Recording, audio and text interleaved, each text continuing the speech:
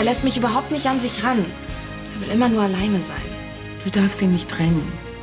Ich komme mir manchmal schon richtig Bescheid vor. Ich denke schon, ich würde irgendwas falsch machen. Du würdest dich aus allem raushalten? Ehrlich gesagt, das Baugeschäft interessiert mich auch gar nicht. Aber du interessierst dich für Geld? Was ist, wenn ich Entscheidungen treffe? Ohne Rücksprache mit dir Entscheidungen treffe? Es war schön, aber Aber? es war schön, aber es war nicht mehr so wie früher. Ich möchte ABB kaufen. So? Für 2,5 Millionen Mark.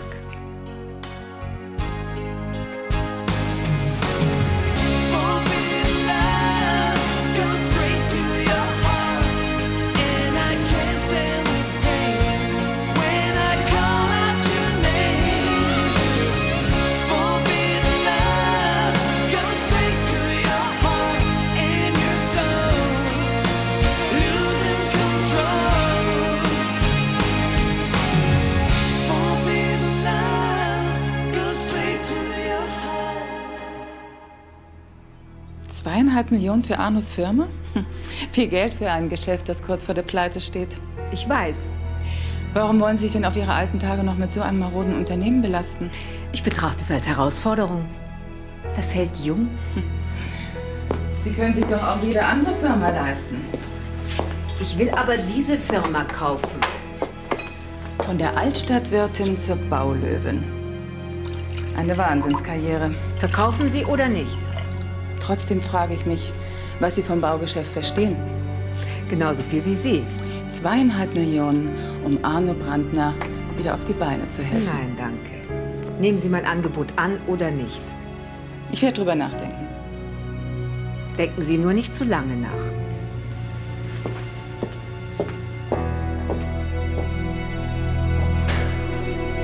Haha, selbst ein Sechserpass hilft jetzt nicht weiter. Tja, wie sagt man? Pech und Spielglück in der Liebe. Na, wie war dein Tag im Krankenhaus? Es war die Hölle. Aber zum Glück habe ich morgen frei. Schön für dich.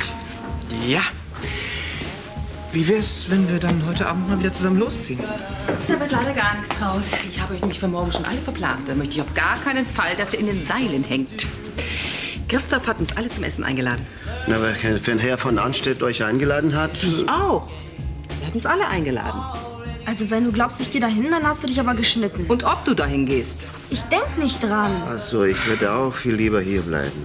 Kommt gar nicht in Frage. Oh, muss das denn sein? Ja, wir machen gemeinsam einen Familienausflug nach Vietnam. Ob das wirklich eine gute Idee ist? Das ist eine ganz wunderbare Idee. Wenn du meinst. Willst du auch einen Kaffee? Nee, lieber einen Cognac.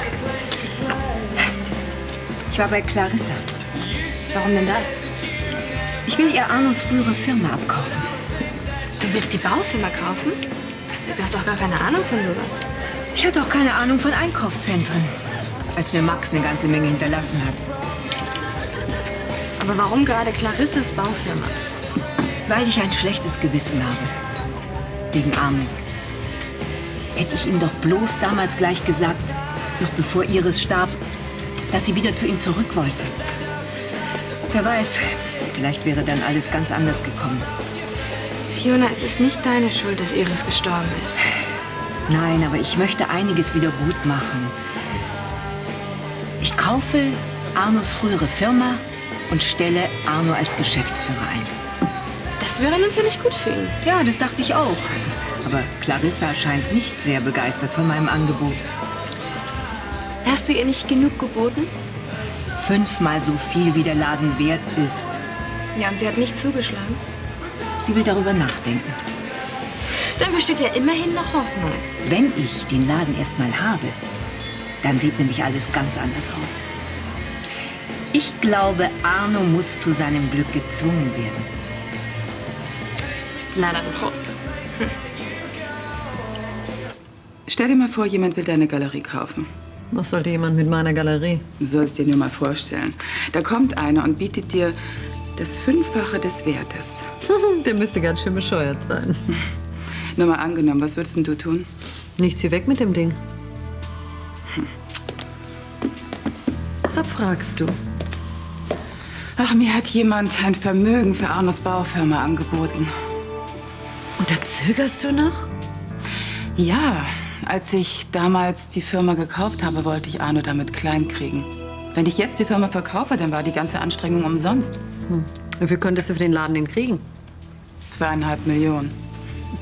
Ich werde verrückt. Wer bietet dir denn solche Summen? Fiona Beckmann. Ach, und was will die mit der Firma? Arno einen sicheren Job verschaffen? Also der Kerl hat ein Glück. Die reichsten Frauen Düsseldorfs reißen sich um ihn. Also ich an deiner Stelle würde. Du bist aber nicht an meiner Stelle. Verkauf die Klitsche. Na, und Arno? Für das Geld kannst du dir 100 Arnos kaufen. Ach, darum geht's doch nicht. Jetzt habe ich ihn fast da, wo ich ihn haben will. Naja, die Millionchen werden dich über diese kleine persönliche Schlappe hinwegtrösten. Cheers.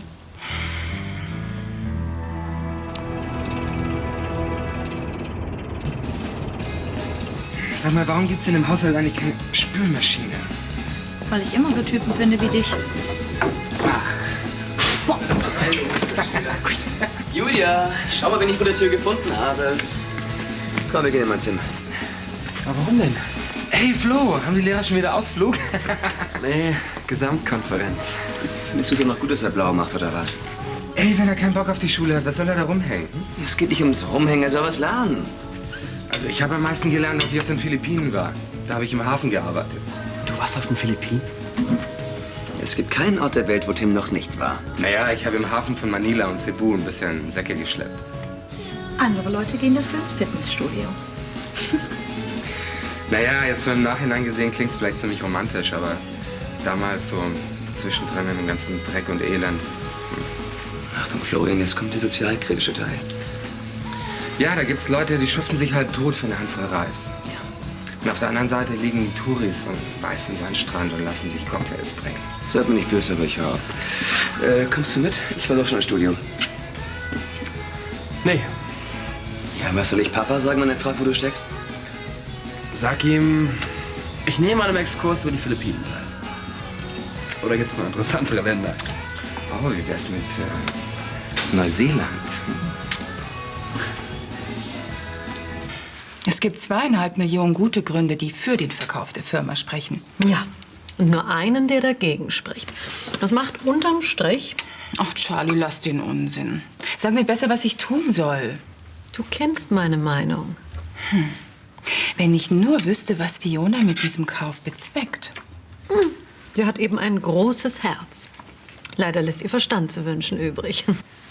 Vielleicht hat Arno sie ja zu diesem Kauf überredet. Warum sollte er? Fiona hat Geld. Und Fiona hasst mich. Würde mich nicht wundern, wenn die beiden beschlossen haben, mich auszuschalten. Aber das kriege ich raus.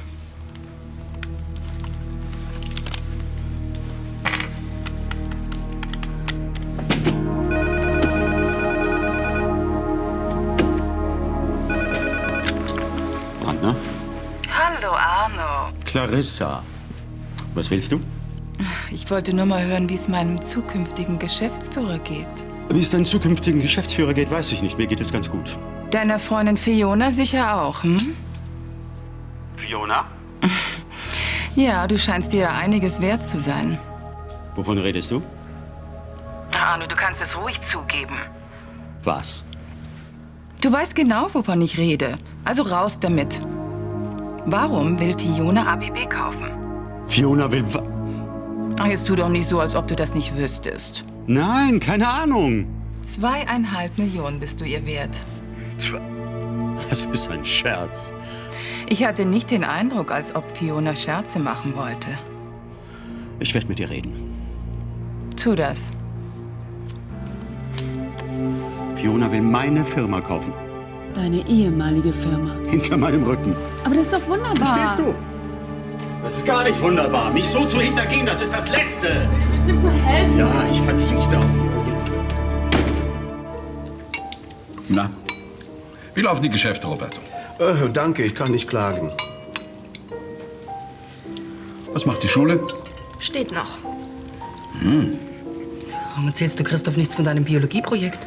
Ich kann mir nicht vorstellen, dass Christoph sich für Dünger interessiert. Doch, auch damit muss ich mich hier beschäftigen. Wenn du neue Erkenntnisse hast, dann lass es mich wissen. Naja, ich kann ja verstehen. Du musst ja nicht überall darüber reden wollen, ne? Mit ihren Freundinnen quatscht sie pausenlos. Ja, aber nicht über die Schule. Mit Roberto kann ich stundenlang reden. Aber der zieht ja in letzter Zeit lieber mit Gero um die Häuser. Na, demnächst werden wir mal wieder was unternehmen. Piccola Bella. Na, ich will auch mal mit ins Casino. Erst wenn du alt genug bist. Du spielst Roulette? Manchmal. Ich habe Gero vor ein paar Tagen mal mitgenommen. Eigentlich pokern wir lieber. Und hinterher prügeln sie sich ums Geld.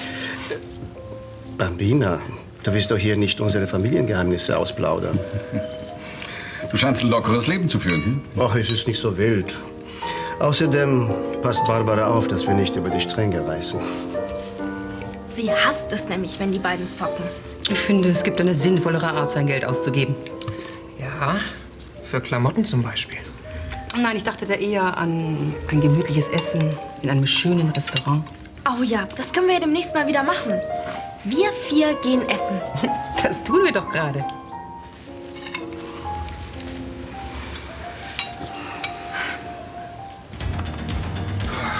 Da habe ich mir aber echt eine Gratisstunde verdient. Ich wüsste nicht, wieso. Ich habe deinen Bruder nach Hause gefahren. Er hätte ebenso gut mit mir fahren können. Er wollte sich aber noch ein bisschen mit seinen Lieblingsonkeln unterhalten. Du hast ihm wieder Geschichten erzählt, hm? Florian hört sie gern. Ja, leider. Pass auf, dass dich meine Geschichten nerven, habe ich inzwischen auch schon kapiert. Aber lass Florian doch wenigstens den Spaß, hm? Damit ist ihm auch nicht geholfen. Er braucht im Moment ein bisschen Ablenkung. Mensch, kapier's doch endlich. Er braucht keinen Märchenonkel, er braucht jemanden, der ihm sagt, wo es lang geht. Jemand wie du? Ja, zum Beispiel jedenfalls niemanden, der ihn beim Blaumachen ermuntert. Weißt du, Flo hat echt was auf dem Kasten. Nach dem Abi könnte er locker das Studium schaffen. Das wird er auch. Wenn er Bock drauf. Und wenn er die Schule schmeißt, dann übernimmst du die Verantwortung, ja? Das wird nicht nötig sein. Florian wird das machen, was er für richtig hält.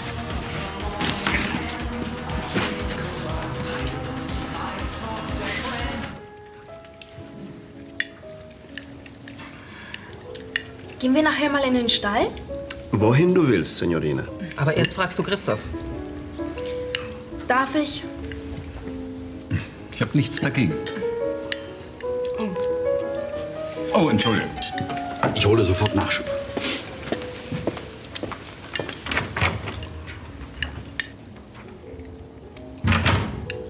Mann, hier ist ja eine Stimmung wie auf dem Friedhof. Sogar der Gastgeber ist gerade geflüchtet. Ja, hoffentlich kommt er nicht so schnell zurück. Hey, kleine Signorina, sei nicht so frech. Ah, der von Sterne-Clan gibt sich die Ehre.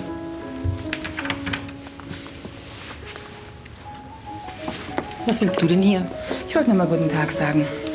Und ich wollte es nicht versäumen, meiner besten Freundin, den sagenumwobenen Roberto Fiorani vorzustellen.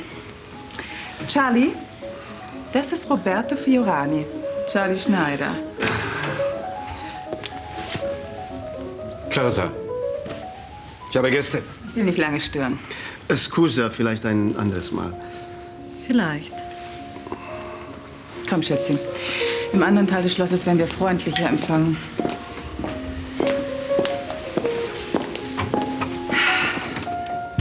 Entschuldigt bitte, aber das musste sein. Wir werden uns doch von den beiden nicht die wunderbare Stimmung versauen lassen. Ne? Welche wunderbare Stimmung.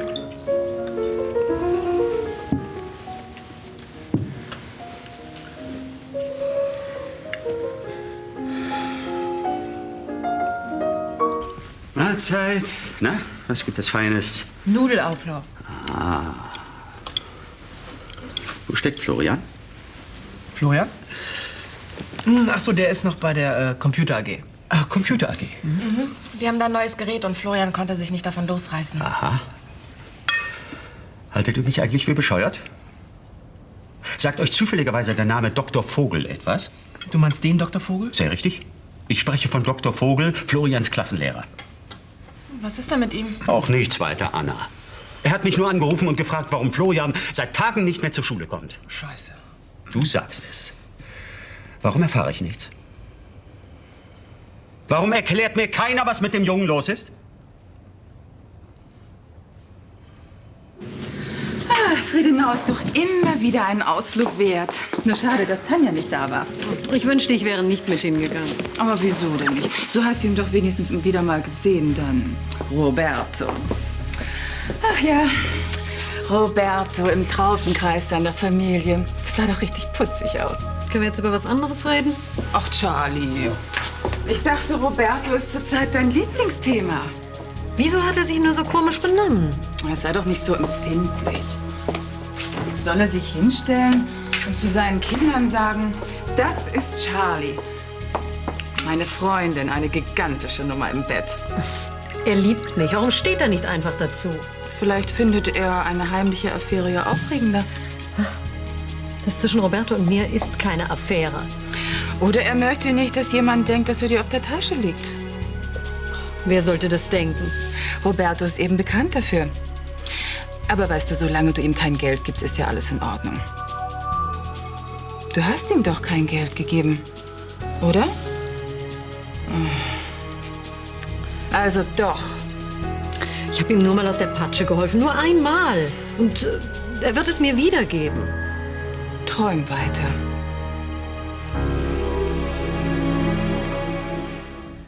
Musst du nicht zur Arbeit?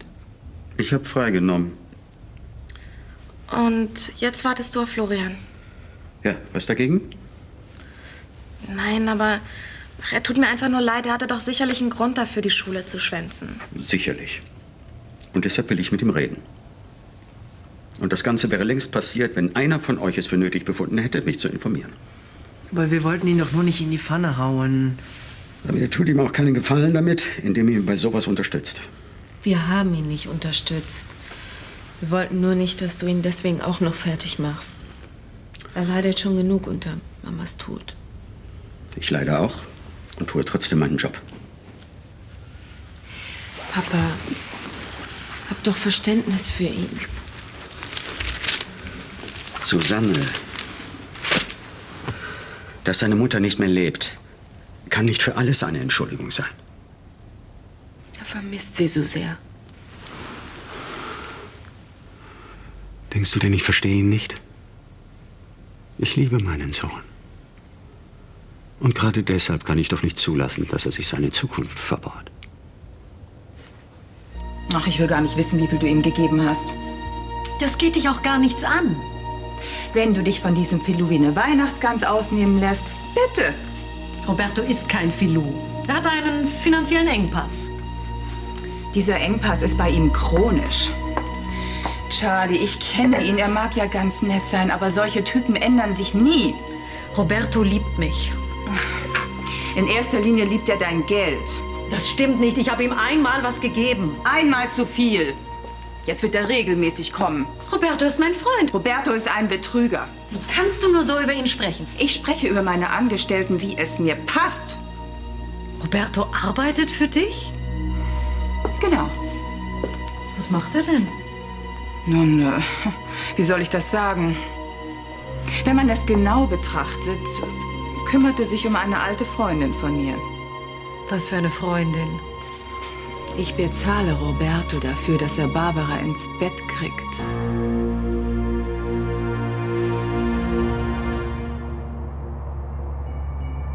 Oh, scher dich zum Teufel! Lass dir bitte erklären. Weshalb du mit ihr schläfst? Das musst du mir nicht erklären, das weiß ich. Du wirst dafür bezahlt. Aber glaube mir, zwischen ihr und mir, da ist nichts. Willst du mir erzählen, Clarissa bezahlt dich fürs Händchen halten? Ich habe nicht mit Barbara geschlafen. Ich bin auf Clarissas Angebot eingegangen, ja. Aber nur aus lauter Verzweiflung, weil mir das Wasser bis hierher stand. Oh, erzähl das, wem du willst. Aber verschon mich mit diesem Quatsch. Bitte glaube mir. Ich hab's dir nicht gesagt, weil ich Angst hatte, dich zu verlieren. Was dich interessiert, ist Geld. Immer nur Geld, Geld, Das Geld. stimmt aber gar nicht. Du bist das Wichtigste in meinem Leben. Ja, solange ich immer noch einen Scheck ausschreiben kann.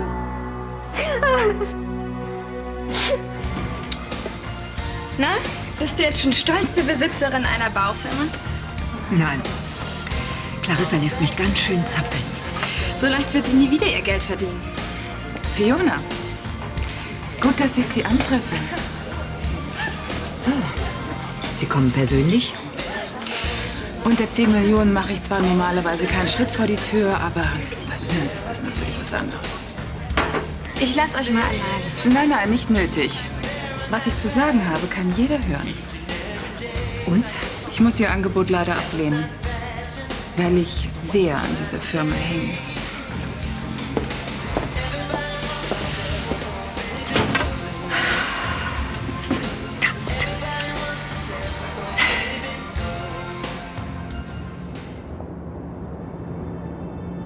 Charlie, bitte, du musst mir glauben.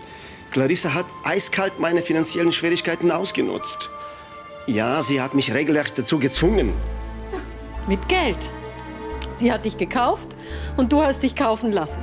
Aber ich hatte keine andere Wahl. Meine Gläubiger wurden nervös und ich wollte dich nicht um Geld bitten. Warum hast du es dann doch gemacht? Weil ich dich liebe. Und ich habe mich für dich entschieden. Ich würde dir so gerne glauben. Bitte verzeih mir. Ich tue alles, was du willst, aber verzeih mir. Na gut. Unter einer Bedingung. Ich tue alles, was du möchtest. Amore mio. Geh zu Barbara und erzähl ihr von uns. 2:1 nach Verlängerung durch diesen Treffer von Lorenz Funk. Kölns Trainer Vassiljew hat wohl selten eine solch schwache Leistung seiner Mannschaft gegen den Erzrivalen gesehen. Die DEG wesentlich zweikampfstärker, immer einen Schritt schneller, wie hier beim 0:1 durch Andi Niederberger, den ehemaligen Bad Tölzer. Hallo zusammen. Köln, die hypnotisiert, Düsseldorf hätte schon nach dem ersten Drittel... Fein, dass du wenigstens hier ab und zu unterscheinst. Wo warst du denn? Ich bin am Rhein spazieren gegangen. Spazieren gegangen. Den ganzen Tag? Und die Schule? Ich war nicht in der Schule. Bist du von allen guten Geistern verlassen?